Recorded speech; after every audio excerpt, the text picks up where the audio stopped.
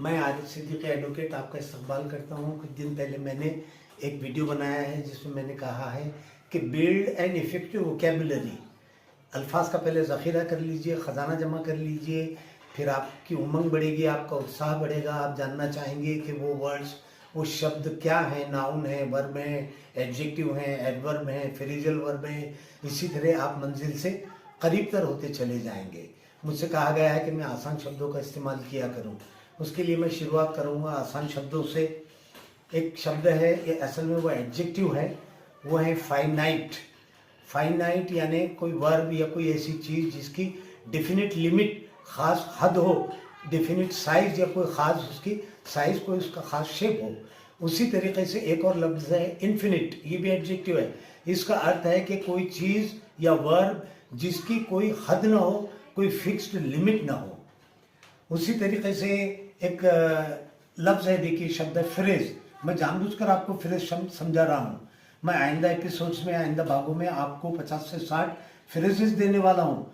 वो फ्रेजेस जब आप पढ़ेंगे तो आपको उसके ज़रिए से कई कई शब्दों का, वर्ड्स का मतलब समझेगा, अर्थ समझेगा। वो वर्ड्स आपको याद होंगे और आपको बहुत आपका उत्साह बढ़ेगा। इसीलिए मैं अब आपको बताना चाहता हूँ कि फ्रेज का अर्थ क्या है। Phrase is a group of words which go together and form part of a sentence।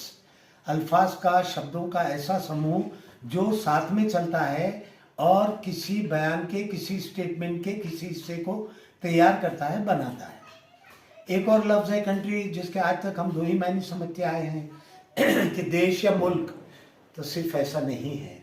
Country का एक अर्थ है N area of land which is govern by specific selected government.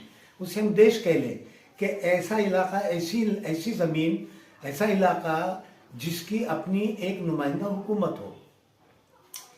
अब इसी को अगर हम आर्टिकल लगा लें, द कंट्री कहें, तो उसका अर्थ हो जाएगा the nation as a whole और the people of a country. यानी नेशन किसी मुल्क की या किसी मुल्क में रहने वाले तमाम शहरी। अब इसी कंट्री का एक और अर्थ है जनाब, का an area of land outside towns and cities with fields, farms, woods with specific features, calm and quiet, serene, जहाँ बागात हैं, खेतियाँ हैं, खुली ज़मीन है, खामोशी है, तनाई है, थोड़ा सा जंगल भी है। अब ये मायने हो गए कंट्री के। अब इसी तरीके से अगर हम कहें कि किसी कंट्री मैन का के मायने अगर हम लेना चाहें, तो उसका एक मायने है कि